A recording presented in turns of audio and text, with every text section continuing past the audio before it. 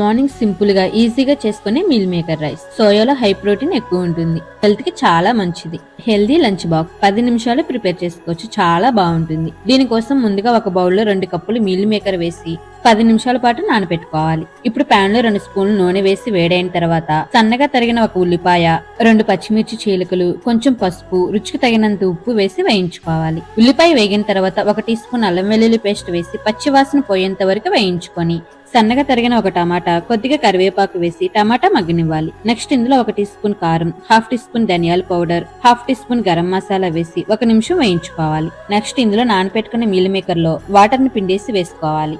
ఇప్పుడు ఈ మసాలా అంతా మీల్ మేకర్ కి పట్టేలా కొంచెం నీళ్లు పోసి ఒకసారి కలిపి 2 నిమిషాలు మగ్గనివ్వాలి. ఇప్పుడు ఇందులో ఉడికించి పెట్టుకున్న రైస్ ని వేసి అంతా బాగా మిక్స్ చేసుకోవాలి. చివరిగా సన్నగా తరిగిన కొత్తిమీర వేసి కలుపుకుంటే మీల్ మేకర్ రైస్ రెడీ అయిపోయింది. దీన్ని రైతాతో సర్వ్ చేసుకుంటే చాలా చాలా బాగుంటుంది. మీరు కూడా తప్పకుండా ట్రై చేయండి.